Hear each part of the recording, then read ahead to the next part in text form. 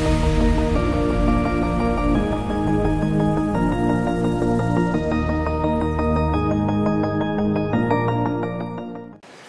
привет, всем доброго времени суток, подписчикам, просто зрителям, кто смотрит впервые.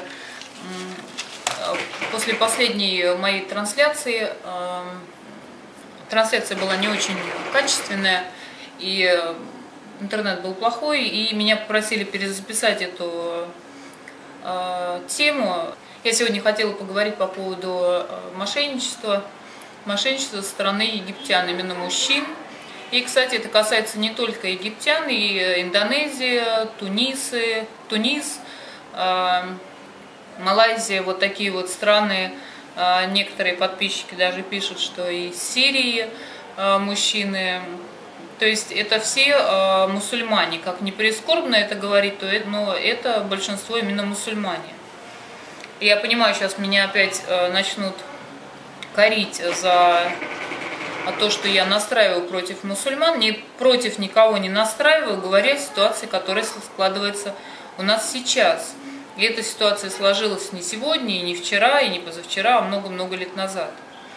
Вот, значит, первое, что очень много после того, вот как я сделала вот эту трансляцию, посыпалось много различных историй от вас.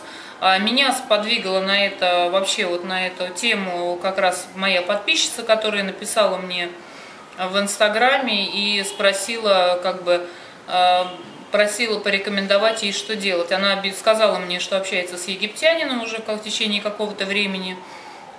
И с недавнего времени он начал говорить, что у него болеет сестра.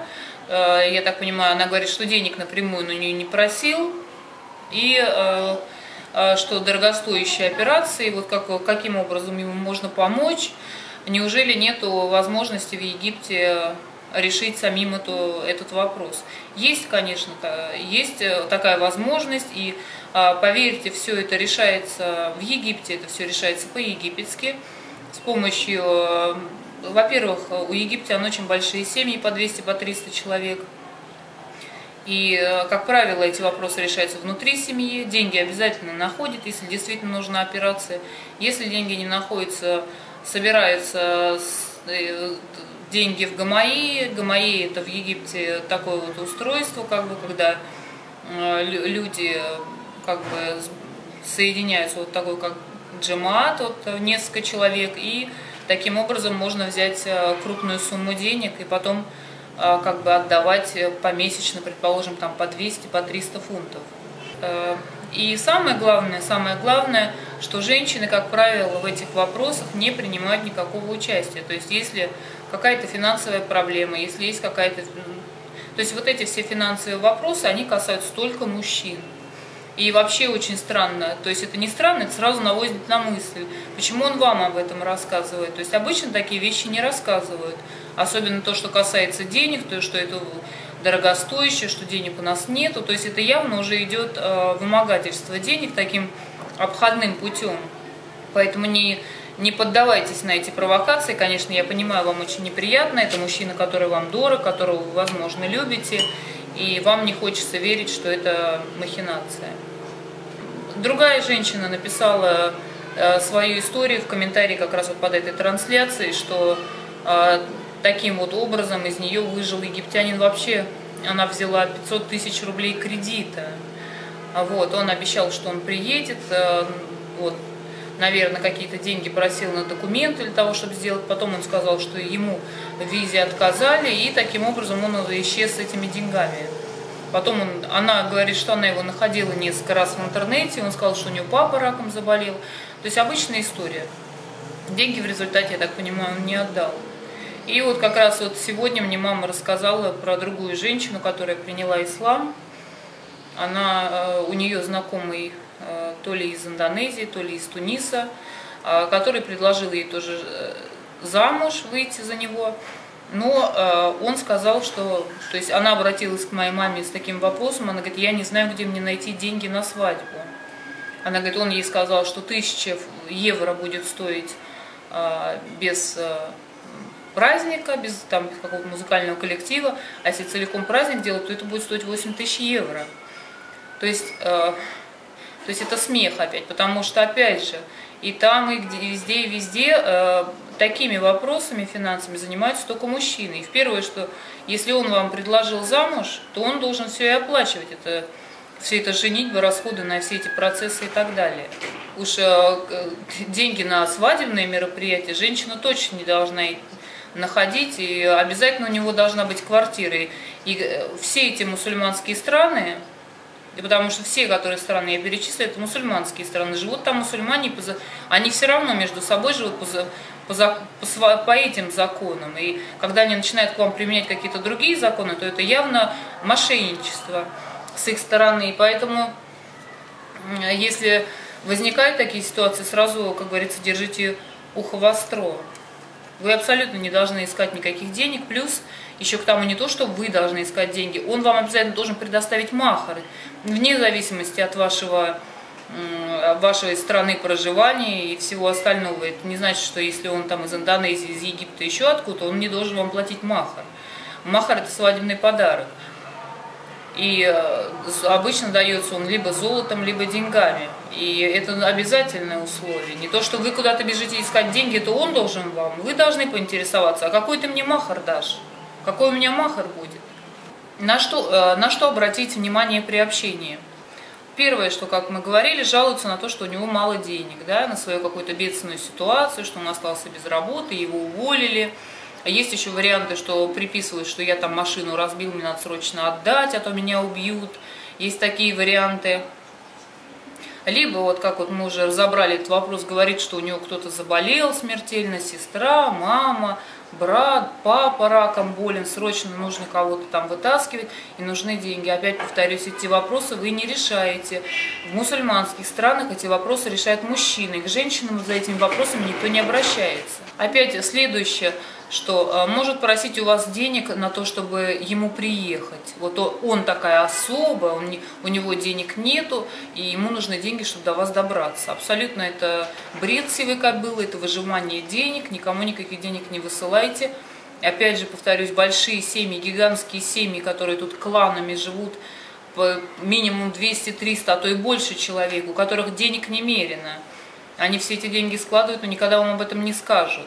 Поэтому не ведитесь на это все, не решайте их какие-то семейные вопросы. Кто-то говорит, у меня дети там от первого брака, я должен платить за школу, я не могу, у меня сейчас такая финансовая ситуация. Не ведитесь, это твоя семья, твои дети. Эти вопросы вас не касаются. Я просто не знаю, как до вас донести, потому что постоянно, не в комментариях, постоянно мне в прайвете вы пишете, вот там вот он женатый, у него дети, жена, у него много денег уходит на семью, он говорит, что у него дети ходят, учатся в школу, там по 1000, по 2, по 3 тысячи долларов он платит в год за детей. Вас это не касается. Мужчина в исламе, мусульманин, если он принимает решение жениться, на нем вся ответственность за все обеспечение. За брак, за квартиру, за одежду, за еду, за детей, за все он должен платить.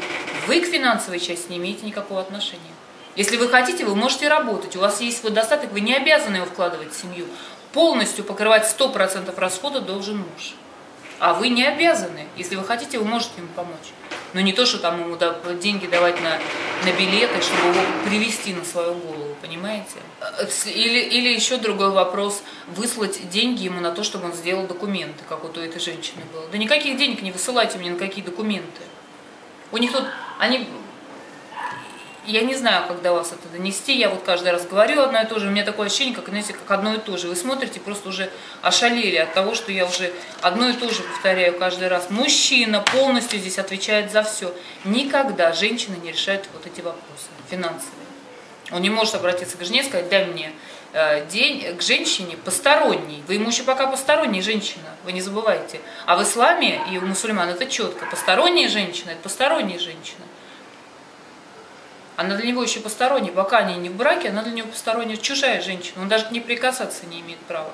А тут, понимаешь, заявляет он ей, что ему нужны деньги на брата, на свата, там, на свадьбу даже. Он решил свою женилку пристроить, еще вы должны за это платить. С какой-то стати? Ни в коем случае. Просит взаймы, обещает, что отдаст. Таких случаев масса. У меня был такой случай, когда я приехала, рассказывала уже в предыдущих видео.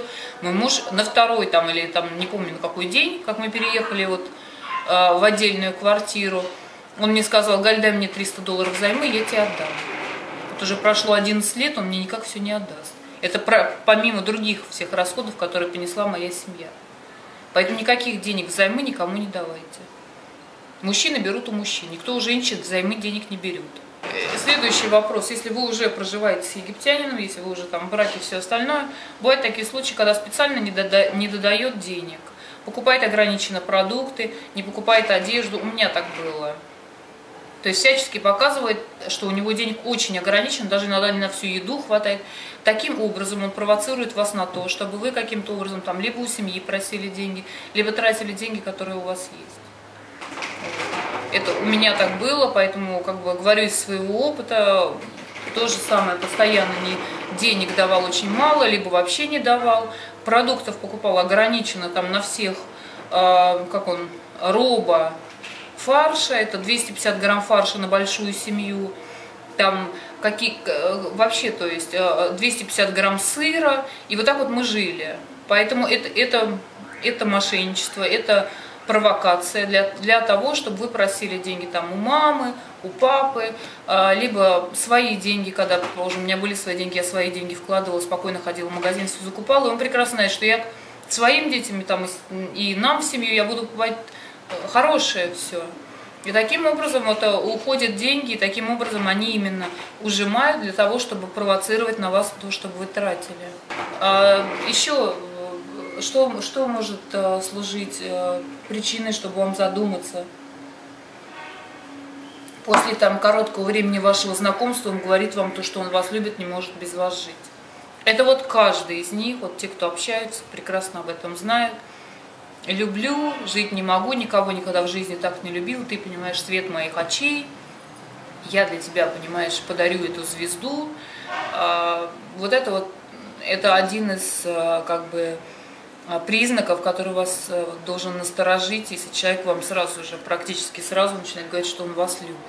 Также самый распространенный еще вариант того, что он вам говорит, когда он общается с вами при общении, он вам говорит, что у меня до тебя никого не было. Ты у меня одна, ты у меня первая, никого у меня до тебя не было. Вот я как правило, общаюсь с девушками, с женщинами, которые там либо встречаются, либо живут вместе с этими египтянами, либо встречались, потом уехали, и они пишут и задают вопросы. Я спрашиваю, ты когда с ним общалась, ты находилась с ним наедине, да, предположим. Он тебе до этого говорил, что у него никого не было. Но так как он, грубо говоря, с тобой взаимодействовал, у тебя это показалось, что это первый раз? Она говорит: да нет, все так гладко, прям как профессионально. Вот. Поэтому и говорит, что ты задумайся, если он себя так с тобой ведет, и он говорит, что у него никого не было, как такое может быть? Насмотрелся и пробовал, грубо говоря, на каких-то игрушках? Нет, конечно. То есть это специально, это египетская привычка, у меня никого не было до тебя, я тебя так люблю, женат никогда не был. Следующая черта, которая может быть: скромный такой, не испорченный, но очень обидчивый.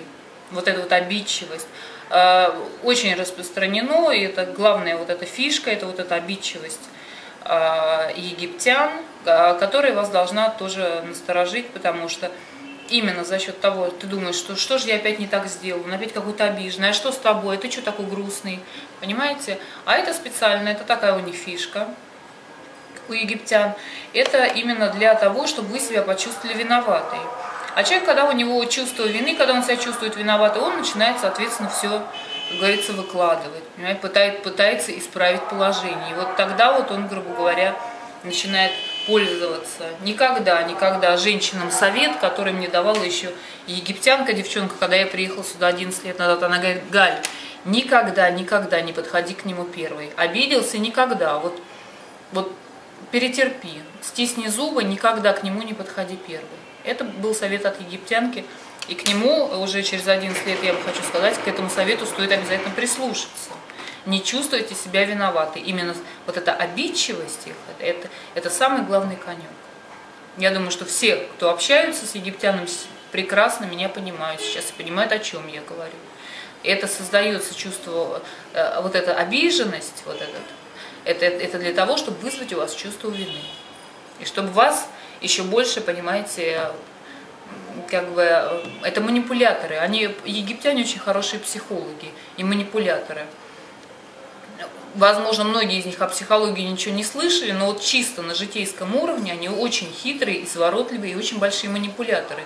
И, как правило, именно попадаются не сами египтяне, потому что сами египтяне своих египтян прекрасно знают. Вот эти все махинации, они прекрасно проходят именно с иностранками. Следующий такой важный момент, если вы проживаете с египтянином или находитесь с ним в отношениях, очень часто бывает такое, что когда вы заявляете о том, что вы уйдете, то, что вы хотите разойтись, он начинает вас шантажировать тем, что он убьет себя. У меня таких случаев было прилично. Еще в самом начале, когда мой начинал хвататься за нож, я выкинула все ножи из окна, он хватался за нож, говорит, сейчас я себя зарежу, если ты уйдешь, я себя зарежу. Потом были случаи, что он хватал бутылку с клороксом, с отбеливателем, открывал и начинал делать, как будто он пьет. Он сам по натуре трусло, как я же потом уже как бы раскусила. Это была такая именно манипуляция, воздействие для того, чтобы человек не ушел. Это все манипуляция. Никого он, конечно же, себя любимого никогда не убьет, ничего он пить не будет и ничего он там себя резать не будет. Еще очень важный момент, что семья, именно вот этого вот вашего мужчины, они, как правило, поддерживают и подыгрывают ему в этом. И очень часто вы можете найти, что такую ситуацию обнаружить, что все такие радостные, все такие позитивные, все так хорошо. Это искусственно создается для того, чтобы вы почувствовали себя идиоткой. Понимаете, вы сидите, вы чувствуете, что что-то тут не то, вот что-то ненормально. А они сидят, они все радостные, они все такие позитивные, шутят друг с другом, а что ты не радуешься? Это специально для того, чтобы вы почувствовали себя идиоткой, для того, чтобы не показать именно истинной ситуации, какая есть на самом деле. Не знаю, поняли вы меня или не поняли, я думаю, что многие, возможно, поймут. Как правило, вот в таких ситуациях семья находится именно в сговоре. В сговоре не то, что они какое-то там тайное общество, которое там сговорились, абсолютно нет. Они все друг друга, они в курсе всей вот этой ситуации по поводу развода иностранцев, и семья в курсе, и эти вопросы, конечно же, обсуждаются, именно и поддерживаются семьей, и никогда, то есть если у нас в семье, там, если видят там родители, говорят, что ж ты такая, вот там даже своей дочке или сыну скажут, что ж ты так делаешь, так вот отчитают, у них это не принято. Сы в глаза, как говорится, все Божья роса. Все, как говорится, полезно, что в рот полезло. Так что, как правило, семья в курсе, если вы находитесь, семья такая радостная, такие позитивные, это все игра, вас никто никогда не примет, это все игра на, как говорится, на новенького. Следующая ситуация, которая может быть, когда вы приезжаете к египтянину, очень будьте внимательны с деньгами. Если вы приехали к нему, если вы приехали в его семью, неважно как, обязательно будьте внимательны к деньгам и к своим вещам личным. Потому что есть такие случаи, были случаи, когда женщины наши приезжают в Египет, и у них пропадают деньги. И потом дело в том, что ничего невозможно доказать. Вот, обязательно пересчитывайте деньги держите при себе и не оставляйте ваши личные вещи без присмотра. У меня была такая ситуация, когда я приехала после того, как у меня уже закончились деньги, моя уже семья не могла за меня платить, за съем квартиры, мы благополучно переехали в семью моего мужа, как я уже рассказывала в предыдущих видео. И вот это моя новоиспеченная свекровь, когда мы принесли все вещи вот эти домой, она благополучно разложила мои вещи, мои сумки, у меня там были одеяла, потому что этот же пришел с одним чемоданчиком. Вот, а я покупала там и одеяло, и чайник, то есть все как бы. И она, значит, разложила мои сумки и стала складывать вещи в шкаф. Причем меня поразила вот эта вот наглость. И она спокойно, я как бы не стала, я в то время постеснялась, на самом деле нужно было одернуть. Если ваши вещи трогают, не позволяйте. А она так по-свойски села на полу, раскрыла мои сумки и давай, значит, мои вещи руками своими трогать, смотреть, какие вещи, перекладывать. Это я сюда положу, это я сюда положу, а это я положу нам в комнату, к ней в комнату, в шкаф, потому что здесь нет места. Ни в коем случае таких вещей не позволяйте, потому что у меня обнаружилось через, может быть, года 4, и причем абсолютно случайно, когда мой муж в очередной раз отвез Ию к матери и потом привез ее обратно после выходных, когда Ия вошла, я увидела на ней голубые брюки Nike, Денины. Причем я ему покупала перед отъездом из России новые брючки Nike, когда ему было 4 года. И потом я как-то забыла, потому что у нас за все время... Потому что, как я уже рассказывала, за это время мы поменяли, вот за эти 11 лет мы поменяли более 23 квартир. Я точно даже сейчас и не скажу сколько. И я уже не обратила внимания многие вещи, которые ушли. И я как-то, многие вещи, то, что я отдавала людям просто. Вот. Но дело не в том, но когда Ия вошла в дом, я увидела на ней вот эти вот голубые брюки. И я, честно говоря, была удивлена, и когда я ему сказала, я говорю, как же так? Я говорю, твоя мать взяла и своровала Денины брюки. Она украла брюки вот как раз вот с этими перекладами, пока мы жили там. И я даже об этом не знала, и сейчас вот Эй приходит в этих брюках. Я не знаю, сколько там вещей, не буду наговаривать, ушло, но у Дэни было очень много игрушек, и Томаса я ему покупала, там и куча, всегда у него было игрушек, покупали много. И было очень неприятно, и я поняла, что мать его не только, как говорится, злословит, настраивает ребенка против меня. Следующая часть у нас уже темнеет, просто сейчас быстро договорю. Следующая часть — это муахар. Обязательно во время развода, то есть во время заключения брака вы обязательно должны прописать свой муахар. Есть, как вы прописываете махар, это брачный подарок, и то, что он вам должен отдать сразу. Либо муахар. Муахар — это сумма денег, которая прописывается на случай развода. Раньше, там, лет 10 назад, минимальная сумма муахара составляла 50 тысяч фунтов. Сейчас, соответственно, доллар вырос в 2 раза, все выросло, так что считайте. Так что еще давно это было 50 тысяч фунтов. Обязательно не забывайте прописывать муахар на случай развода, что если вы с ним будете разводиться, не просто там, понимаете, там порвали, там развелись, он вам сказал таляк. Нет, он вам будет выплачивать деньги. Я понимаю, сейчас многие скажут, да мы.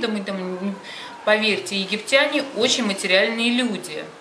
И все вот эта любовь у них нету. Они египтяне, они вам напоют все что угодно. Но они очень материальные люди. Пожалуйста, пожалуйста, не забывайте прописывать все эти вещи. Не забывайте требовать ваше право, чтобы у вас потом не возникало вопросов, и чтобы вы потом не говорили, вот у меня такая ситуация, я там вот это. Вот эти все вещи, они в первую же очередь. Говорят, там, вот она обсирает египтян, это Галина, там, вот там. В первую же очередь это ваша защита. Это для вашей же безопасности, для вашей стабильности, для вашей, как говорится, для вашего спокойствия. Квартира, куда он вас приведет, брак официальный, махар — это сумма денег, которую он вам выплачивает, либо золото, и прописан обязательно муахар в вашем брачном договоре. Муахар — это то, что вам дается в случае развода. Следующий вопрос, давайте сейчас уже конец, у нас уже сейчас стемнеет. Это то, что он не хочет давать детям гражданство вашей страны, не хочет давать свое разрешение на получение вашими детьми гражданства. Тоже такое самое подвешивание, то же самое пытается вас контролировать, каким-то образом удержать, для того, чтобы каким-то образом поиметь какую-то выгоду. Будьте внимательны. Может быть, пропишите в договоре в брачном, если такое возможно, именно если у вас появятся дети, чтобы детям обязательно было дано разрешение на получение ими российского, белорусского, неважно, украинского гражданства. И, пожалуйста, поменьше выдавайте своей информации о ваших отношениях с родственниками. Вот там у меня с мамой я поссорилась, с папой у меня так, вот, а у нас там квартира там-то, это у нас там дача вот там-то. Поменьше давайте этой информации, потому что эта вся информация именно рассматривается в материальном плане. Еще раз повторюсь, что вот эти все вопросы, если вас начинают вытягивать деньги, просить там еще что-то, поверьте, все эти вопросы здесь решаются внутри семьи, большие гигантские семьи.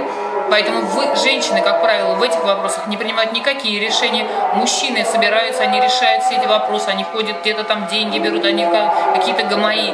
Женщины, тем более вы ему никто, вы посторонний ему человек. Такие вопросы с посторонними людьми не решаются, тем более с женщинами. Женщин здесь все оберегают, все защищают, наоборот, предоставляют им финансовое обеспечение и все остальное. Потому что вот этот вот был у меня случай, девушка-подписчица мне написала, что она мне написала, что ее вот египтянин предлагает ей замуж. Когда я ее спросила, а куда он, откуда он, она мне написала, что он из Шарм-эль-Шейха. Я сказала, что он не может быть из Шарм-эль-Шейха, только если он не бедуин. Она говорит, нет, он не бедуин, значит, он из какого-то другого города, но работает в Шарм-эль-Шейхе. Когда я спросила, что он вам предлагает, она сказала, что он предлагает ей замуж. Опять же, я, как обычно, спрашиваю, где вы будете жить? Она сказала, что она сама купит квартиру. Девушка красавица, она выслала мне свою фотографию. И вот в такой ситуации я сама куплю квартиру. Девушки, пожалуйста, убедительная просьба, каждый раз повторяюсь, чтобы меня видно было сейчас пока, потому что уже темнеет.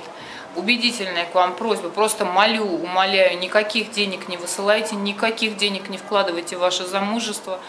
Здесь у мусульман вообще, если мужчина принял решение жениться, первое, что должна быть у него финансовая стабильность. Потому что если у него нет финансовой стабильности, то в этих странах, в арабских странах, в мусульманских странах женщина, как правило, не добытчик в этих странах. Поэтому если у него плохое материальное положение, и у него ничего нет, то у вас все окажется вот так вот, либо как у меня, 20 с лишним квартир, будете с ним как цыганка кататься, и в результате ничего, и в результате придется его выгнать, потому что он ленивый и делать он ничего не хочет, либо вы будете благополучно тащить его на своем горбу, или ваша семья будет волочить всю вашу семью.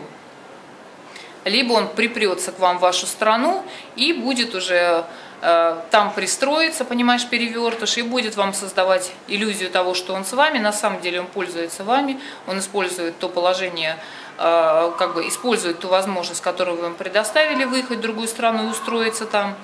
И потом благополучно, если ему засветит куда-то уехать в другую страну, он благополучно точно так же о вас забудет и поедет туда. Так что, пожалуйста, очень внимательно, не попадайтесь на провокации, берегите себя, берегите свои сбережения, свои личные вещи и, пожалуйста, будьте очень-очень внимательны. На сегодня у меня все. Счастливо.